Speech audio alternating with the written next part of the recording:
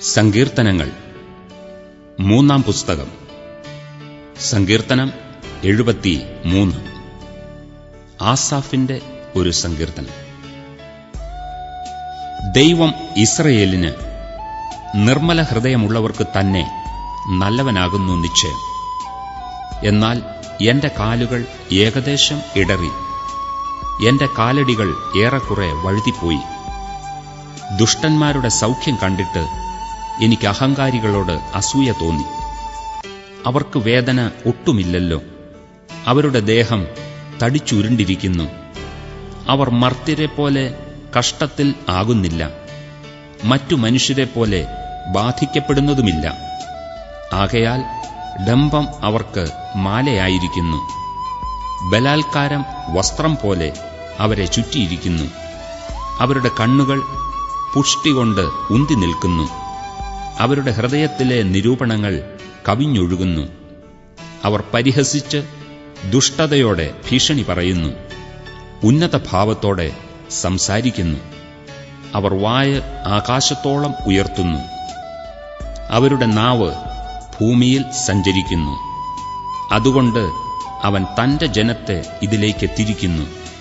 അവർ ധാരാളം വെള്ളം വലിച്ചു കുടിക്കുന്നു. ദൈവം എങ്ങനെ അറിയുന്നു? അത്യുന്നതന് അറിവുണ്ടോ എന്നവർ പറയുന്നു. ഇങ്ങനെയാകുന്നു ദുഷ്ടന്മാർ.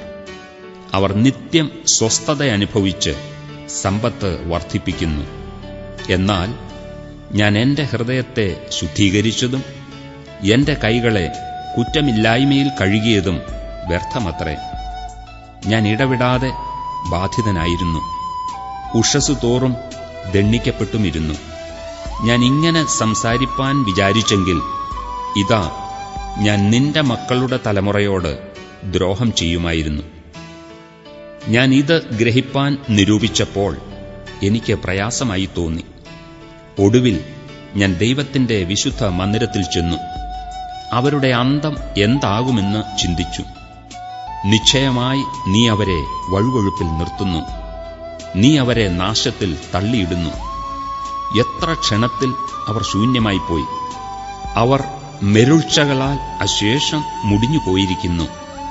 ഉണരുമ്പോൾ ഒരു സ്വപ്നത്തെപ്പോലെ, കർത്താവേ, നീ ഉണരുമ്പോൾ അവരുടെ രൂപത്തെ തുച്ഛീകരിക്കും. ഇങ്ങനെ എന്റെ ഹൃദയം വ്യസനിക്കുകയും എന്റെ അന്തരംഗത്തിൽ കുത്തുകൊള്ളുകയും ചെയ്തപ്പോൾ ഞാൻ പൊട്ടനും ഒന്നും അറിയാത്തവനും ആയിരുന്നു. നിന്റെ മുമ്പിൽ മൃഗം പോലെ ആയിരുന്നു. എന്നിട്ടും ഞാൻ എപ്പോഴും നിന്റെ അടുക്കലിരിക്കുന്നു. നീ എന്നെ വലങ്കൈക്ക് പിടിച്ചിരിക്കുന്നു. നിന്റെ ആലോചനയാൽ നീ എന്നെ നടത്തും. പിന്നത്തേതിൽ മഹത്വത്തിലേക്ക് എന്നെ കൈക്കൊള്ളും. സ്വർഗത്തിൽ എനിക്ക് ആരുള്ളൂ? ഭൂമിയിലും നിന്നെയല്ലാതെ ഞാൻ ഒന്നും ആഗ്രഹിക്കുന്നില്ല. എന്റെ മാംസവും ഹൃദയവും ക്ഷയിച്ചു പോകുന്നു. ദൈവം എന്നേക്കും എന്റെ ഹൃദയത്തിന്റെ പാറയും എന്റെ ഓഹരിയുമാകുന്നു. ഇതാ, നിന്നോടകന്നിരിക്കുന്നവർ നശിച്ചുപോകും. നിന്നെ വിട്ട് പരസംഗം ചെയ്യുന്ന എല്ലാവരെയും നീ സംഹരിക്കും. എന്നാൽ ദൈവത്തോട് അടുത്തിരിക്കുന്നത് എനിക്ക് നല്ലത്. നിന്റെ സകല പ്രവൃത്തികളെയും വർണ്ണിക്കേണ്ടതിന് ഞാൻ യഹോവയായ കർത്താവിനെ എന്റെ സങ്കേതമാക്കിയിരിക്കുന്നു.